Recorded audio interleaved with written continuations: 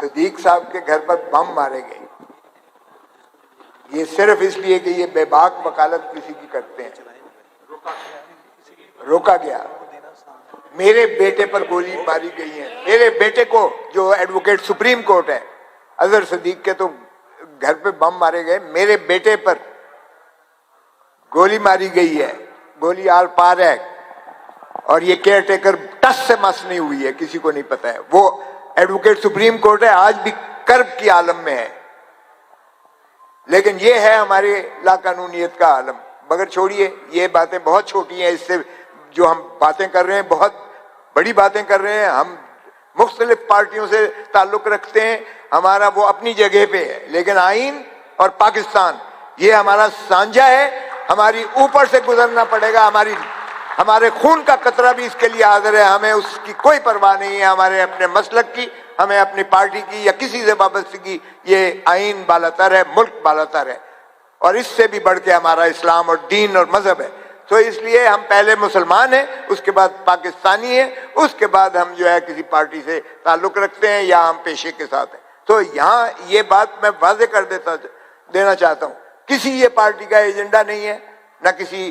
مخصوص طبقے کا ایجنڈا ہے۔ آپ دیکھ لیں، نظریں دوڑا لیں، آپ کو ہر پارٹی کے یہاں نظر آئے گا۔ جس طرح خان صاحب نے کہا وکیل پہلے وکیل ہے، کیونکہ وہ آئین نہیں ہے تو پھر وکیل کا وجود ہی نہیں ہے، اور آئین نہیں ہے تو پاکستانی نہیں ہے، پھر ہم اسلام کو بھی کیا کریں گے جب ہمارا وجود ہی نہیں ہے۔ تو بہرکیف میں اب اگلا مقرر جناب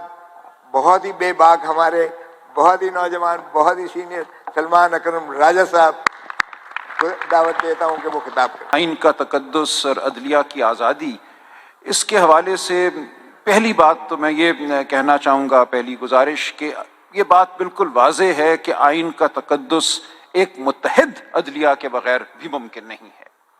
آج جو ہمیں عدلیہ میں ایک مکالمہ کہہ لیں یا ایک چپکلش کہہ لیں جو نظر آ رہی ہے، اس نے موقع دیا ہے ان قوتوں کو جو پہلے دن سے ہی پاکستان میں آئینی نظام، جمہوری نظام کی مخالف قوتیں ہیں۔ یہ کوئی نیا معاملہ نہیں ہے، پاکستان کی تاریخ ہمیں بتاتی ہے کہ ایک بنیادی تضاد ہے، جس کو چیئرمین ماؤ نے اپنے الفاظ میں کہا تھا the principal contradiction، وہ ہمارے ملک میں یہی ہے کہ کیا اس ملک میں جمہور کی آواز کو آواز سمجھنا ہے اور اس آواز کو طاقت کا سرچشمہ بننا ہے یا نہیں بننا۔ جمہوری اور غیر جمہوری رویے شروع دن سے برسر پیکار ہیں، اور آج بھی ہمیں یہی نظر آ رہا ہے۔ آج جو کچھ ہم دیکھ رہے ہیں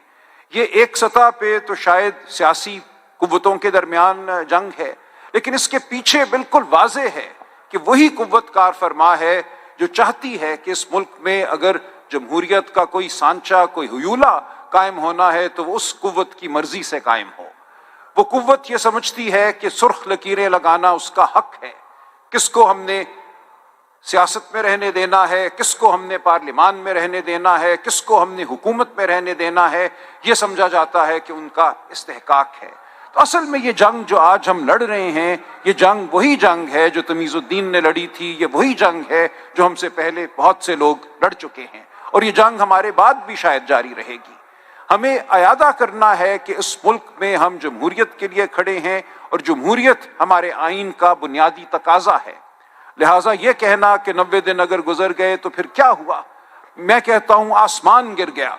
کیونکہ 90 دن صرف 90 دن نہیں ہیں، وہ ایک آئین کی بندش ہے، اور اگر آئین کی بندش کو ہم ایک کھلواڑ سمجھتے ہیں، ایک کھلونا سمجھتے ہیں کہ اگر وہ میرے مطلب کی ہے، مجھے اس سے کوئی فائدہ ہے تو میں اس کو مان لوں گا، میرے مطلب کی نہیں ہے، مجھے فائدہ نہیں ہے تو میں اس کو نہیں مانوں گا، تو پھر کوئی آئین نہیں ہے، پھر آئین کا ایک جھانسا ہے ہمارے سامنے۔ لہٰذا یہ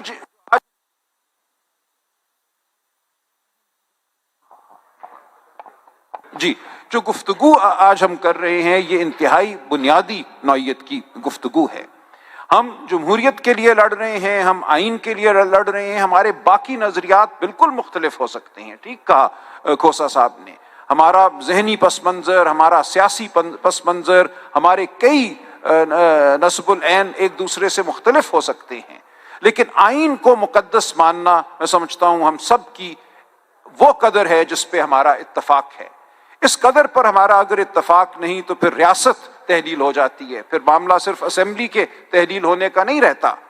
پھر معاملہ بہت اس سے آگے بڑھ جاتا ہے، ہم ایک ریوڑ بن جاتے ہیں، ہم ایک قوم نہیں رہتے۔ لہٰذا ہمیں ہر روز اس بات کا اعادہ کرنا ہے اور کہنا ہے کہ ہم کیوں اس طرف کھڑے ہیں، ہم کیوں تقاضا کر رہے ہیں کہ سپریم کورٹ متحد ہو، ہم کیوں تقاضا کر رہے ہیں کہ سپریم کورٹ کے فیصلوں کو مانا جائے۔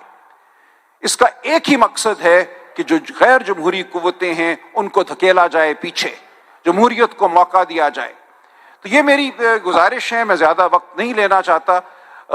ہمیں ہمارا نصب العین، ہماری اقدار بالکل واضح ہیں، اس حوالے سے ہمیں کوئی شک نہیں ہونا چاہیے کہ ہم وہی لڑائی لڑ رہے ہیں جو پچھلے 75 سال سے ہمیں درپیش ہے۔ ہر روز قاتل کی شکل بدل جاتی ہے ہر دور میں، لیکن مارکا یہ وہی ہے، کشمکش یہ وہی ہے۔ آپ سب اس میں جتے رہیے، ہم سب اس میں اکٹھے ہیں اور انشاءاللہ فتح ہماری ہوگی۔ بہت